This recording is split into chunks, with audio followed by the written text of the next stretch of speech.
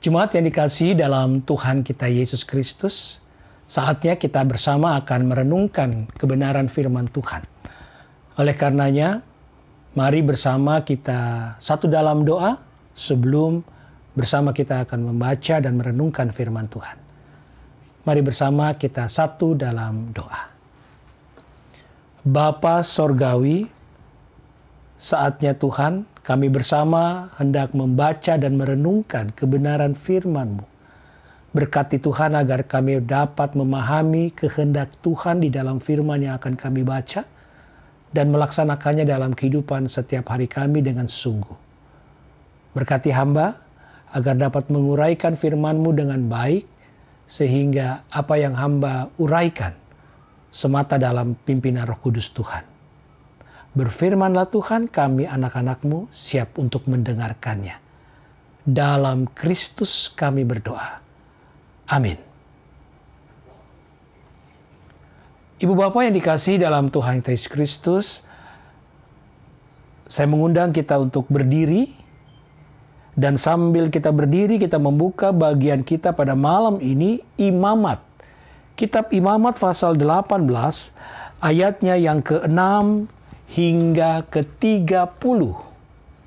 Imamat pasalnya yang ke-6, ayatnya pasal 18, ayatnya yang ke-6 hingga ke-30. Demikian firman Tuhan bagi kita. Siapapun di antaramu janganlah menghampiri seseorang kerabatnya yang terdekat untuk menyingkapkan auratnya. Akulah Tuhan. Janganlah kau singkapkan aurat istri ayahmu, karena ia hak ayahmu, dia ibumu. Jadi janganlah singkapkan auratnya. Janganlah kau singkapkan aurat seorang istri ayahmu, karena ia hak ayahmu. Mengenai aurat saudaramu perempuan, anak ayahmu atau anak ibumu, baik yang lahir di rumah ayahmu maupun yang lahir di luar, janganlah kau singkapkan auratnya. Mengenai aurat perempuan dari anakmu laki-laki atau anakmu perempuan, janganlah kau singkapkan auratnya, karena dengan begitu engkau menodai keturunanmu. Mengenai aurat anak perempuan dari seorang istri ayahmu yang lahir pada ayahmu sendiri, janganlah kau singkapkan auratnya, karena ia saudaramu perempuan. Janganlah kau singkapkan aurat saudara perempuan ayahmu, karena ia kerabat ayahmu. Janganlah kau singkapkan aurat saudara perempuan ibumu, karena ia kerabat ibumu. Janganlah kau singkapkan aurat istri saudara laki-laki ayahmu. Janganlah kau hampiri istrinya, karena ia istri saudara ayahmu. Janganlah kau singkapkan aurat menantumu perempuan, karena ia istri anakmu laki-laki. Maka janganlah kau singkapkan auratnya. Janganlah kau singkapkan aurat istri saudaramu laki-laki, karena itu hak saudaramu laki-laki. Janganlah kau singkapkan aurat seorang perempuan dan anaknya perempuan. Janganlah kau ambil anak perempuan dari anaknya laki-laki atau dari anaknya perempuan untuk menyingkapkan auratnya, karena mereka adalah kerabatmu. Itulah perbuatan manusia, mesum. Janganlah kau ambil seorang perempuan sebagai madu kakaknya untuk menyingkapkan auratnya di samping kakaknya selama kakaknya itu masih hidup. Janganlah kau hampiri seorang perempuan pada waktu cemar kainnya yang menajiskan untuk menyingkapkan auratnya. Janganlah engkau bersetubuh dengan istri sesamamu sehingga engkau menjadi najis dengan dia. Janganlah kau serahkan seorang dari anak-anakmu untuk dipersembahkan kepada Moloch, supaya jangan engkau melanggar kekudusan nama Allahmu. Akulah Tuhan. Janganlah engkau tidur dengan laki-laki secara orang bersetubuh dengan perempuan, karena itu suatu kekejian. Janganlah engkau berkelamin dengan binatang apapun sehingga engkau menjadi najis dengan binatang itu. Seorang perempuan janganlah berdiri di depan seekor binatang untuk berkelamin, karena itu suatu perbuatan keji. Janganlah kamu menajiskan dirimu dengan semuanya itu, sebab dengan semuanya itu bangsa-bangsa yang akan kuhalaukan dari depanmu telah menjadi najis. Negeri itu telah menjadi najis dan aku telah membalaskan kesalahannya kepadanya, sehingga negeri itu memuntahkan penduduknya. Tetapi kamu ini haruslah tetap berpegang pada ketetapanku dan peraturanku, dan jangan melakukan sesuatu pun dari segala kekejian itu, baik orang Israel asli maupun orang asing yang tinggal di tengah-tengahmu. Karena segala kekejian itu telah dilakukan oleh penghuni negeri yang sebelum kamu, sehingga negeri itu menjadi najis.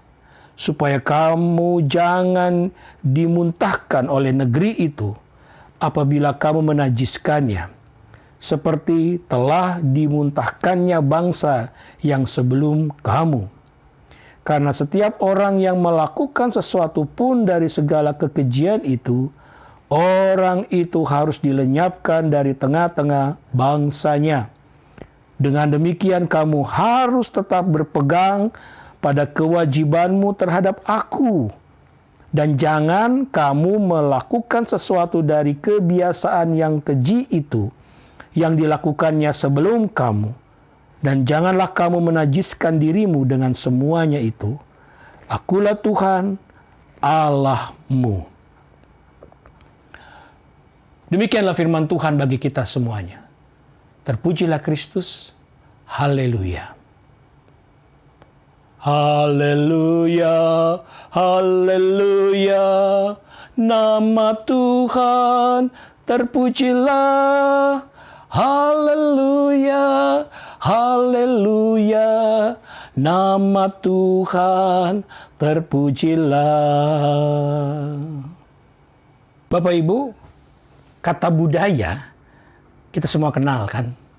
Budaya itu adalah definisi sederhananya adalah identitas suatu kelompok.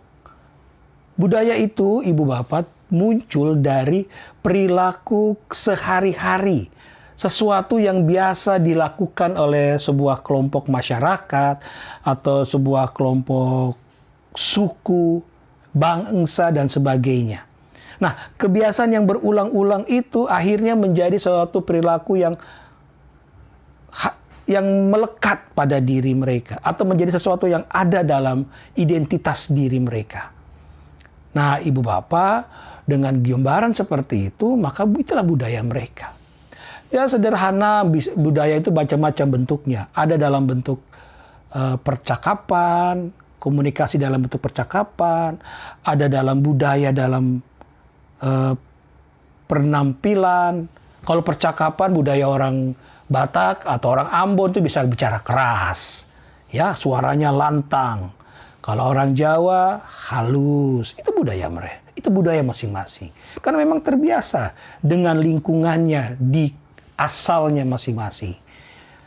Atau pakaian, kain, ulos pasti beda motifnya dengan batik atau kain Timor.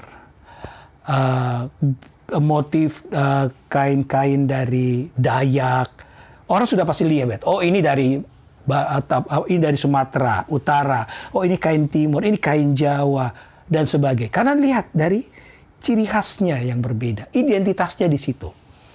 Nah, Ibu Bapak, budaya itu karena dilakukan setiap hari, seperti tadi saya katakan, asal katanya, maka itu melekat pada diri pribadi dari orang-orang yang ada di dalam suku, kelompok, bangsa, dan sebagainya. Karena ada dalam diri mereka, melekat dalam diri mereka, maka itu akan menjadi suatu aktivitas yang juga mempengaruhi perilaku mereka sehari-hari. Nah, kalau budayanya baik, sesuatu yang baik, maka perilakunya juga pasti akan menunjukkan sesuatu yang positif. Tapi kalau perilaku sehari-hari itu sesuatu yang tidak baik, maka itu juga akan menjadi sesuatu yang berakibat negatif dalam kehidupan masyarakat. Ya, sekali lagi karena itu melekat pada diri kelompok anggota masyarakat, anggota kelompok, anggota bangsa, di mana budaya itu ada. Nah, bacaan kita pada saat ini Ibu Bapak bicara juga tentang budaya yang ada di tengah-tengah lingkungan di mana orang Israel saat itu sedang berjalan. Budaya di padang gurun, dan terlebih khusus yang mau disoroti saat ini adalah tempat di mana mereka sempat tinggal lama, Mesir, dan juga kebudayaan yang ada di tempat yang nanti akan mereka datangi, yaitu di tanah Kanaan. Apa yang menarik dari bacaan kita pada saat ini adalah bicara soal kekerabatan. Ibu Bapak, ini sekali lagi bicara tidak sekedar seksual semata. Tidak.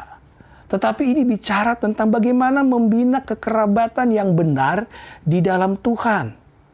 Bagaimana setiap orang Israel bisa menjaga nilai-nilai budaya kehidupan di dalam Tuhan. Karena budaya itu akan berpengaruh pada dirinya dan itu akan mempengaruhi juga imannya. Jadi dia harus benar-benar bisa menjaga hidupnya yang dengan benar. Salah satunya adalah dalam hal kekerabatan ini, dalam hal seksual memang yang disinggung. Bagi orang Mesir dan juga orang Kanaan punya budaya yang seperti digambarkan dalam bacaan kita ini. Mereka bisa berhubungan badan dengan orang-orang yang dekat dengan mereka. Ya, anak dengan ibu atau anak dengan saudara dengan saudara. Itu biasa dalam kehidupan mereka. Itu sesuatu yang biasa dilakukan oleh mereka. Di orang-orang Mesir ataupun di sekitar Kanaan, itu biasa budaya mereka. Bahkan mereka juga biasa, ayat 21, mempersembahkan anak mereka sebagai persembahan kepada dewa. Ya, itu yang terjadi. Kehidupan atau model kekerabatan itu yang biasa dilakukan oleh mereka. Dan sekali lagi Tuhan mau ingatkan Israel bahwa ini budaya yang salah. Kalau diterapkan, ditanamkan dalam diri orang Israel, maka hal yang gak benar, yang negatif lah yang akan muncul dalam hidup mereka. Karena apa? Karena akulah Tuhan Allahmu. Allah adalah Allah yang kudus, artinya tidak sama dengan sembahan-sembahan bangsa-bangsa tersebut. Allah adalah sosok yang bersih, yang menuntut juga umatnya untuk hidup kudus dan bersih dalam kehidupannya. Kudus, Bapak Ibu, berarti sesuatu yang berbeda. Kudus memang bukan selalu berkonotasi suci, tidak. Itu beda. Suci itu artinya bersih. Kalau kudus itu artinya berbeda. Allah adalah kudus, itu mau mengatakan bahwa cara kehidupan di dalam Tuhan itu berbeda dengan kehidupan dewa-dewa yang disembah oleh bangsa-bangsa tadi. Dan itu harus menjadi satu catatan penting dalam kehidupan orang Israel. Mereka harus memaknai kehidupannya benar-benar dalam tatanan Tuhan. Tuhan melarang, garis bawah ini, setiap hubungan dalam hal persetubuhan dengan kerabat terdekat, dengan orang-orang yang masih dalam kaum kerabat, dengan sesama jenis, laki-laki dengan laki-laki, perempuan dengan perempuan, manusia dengan binatang, mempersembahkan anak kepada dewa-dewa. Tuhan melarang semua itu. Kenapa? Karena itu tidak berkenan di hadapan Tuhan. Ibu bapak yang dikasihi dalam Tuhan kita Yesus Kristus, ini perlu diperhatikan. Karena kalau Israel tidak melakukan ini dengan baik, maka kekerabatan, kehidupan kekerabatan yang benar di dalam Tuhan, nilainya akan hancur. Dan hidup Israel tidak benar lagi di dalam Tuhan. Nah, apa yang kita belajar dari firman ini? Ibu bapak, saya harus jujur katakan buat kita semuanya. Di zaman ini, di hari-hari ini, hal ini juga sering kali terjadi di tengah-tengah kita. Kita nggak usah bicara orang lain. Kita nggak usah bicara tentang kehidupan orang di luar anak-anak Tuhan. Bahkan kalau saya boleh jujur katakan, di tengah-tengah jemaat kita juga. Hal-hal seperti ini, kalau kita perhatikan, banyak kali terjadi. Nilai-nilai kebenaran Tuhan, hidup kudus sebagai anak-anak Tuhan, menjaga diri dari sikap-sikap yang tidak benar, menjauhkan itu dari kehidupan kita, seringkali kita gagal untuk melakukannya. Dalam hal apa yang diangkat oleh firman Tuhan, persetubuhan, hal-hal seksual, seringkali kita menjadi satu konsumsi yang ada dilakukan oleh jemaat kita semuanya. Hati-hati itu Bapak Ibu. Kita seringkali melakukan terjebak dalam keadaan itu. Tidak usah bicara orang lain. Kita bicara keluarga kita. Benarkah kita sudah benar hidup dalam Tuhan? Benarkah kita sudah menjaga relasi kita dalam Tuhan? Atau tidak? Ibu bapak, mari saya ingatkan. Jaga baik-baik relasi kekerabatan, kehidupan keluarga kita masing-masing. Salah satunya dalam hal ini. Dan ini tidak main-main. Kenapa? Karena lingkungan kita juga seringkali menggoda kita. Perhatikan tontonan-tontonan di televisi, di media sosial, internet, bacaan-bacaan, seringkali menunjang itu. Membuat kita berpikir, oh itu biasa. Oh lihat di tayangan ini, oh lihat artis ini, oh lihat pejabat ini. Biasa berselingkuh, biasa main begini, main begitu. Biasa. Oh kalau begitu saya boleh lakukan. Itu yang tertanam dalam pikiran kita. Hati-hati. Jangan sampai kita terjebak dalam pikiran-pikiran yang demikian. Sekali lagi, karena Allah tidak berkenan kepada kita. Belajar menahan nafsu. Keinginan-keinginan yang tidak benar. Itu yang harus ada dalam diri kita. Ibu bapak saudara, firman Tuhan pada saat ini mengingatkan kepada kita semuanya sekali lagi. Jaga keluarga kita. Agar nilai-nilai benar di dalam firman Tuhan betul-betul terus kita terapkan dengan benar, dengan baik. Perintahnya kita lakukan, larangannya kita jauhi, kita tinggalkan. Karena dengan itulah berkat Tuhan akan tercurah bagi keluarga kita masing-masing. Dan akan terus menjaga kita untuk terus berjalan dalam kebenaran dan kasih Tuhan. Tuhan Yesus memberkati. Amin.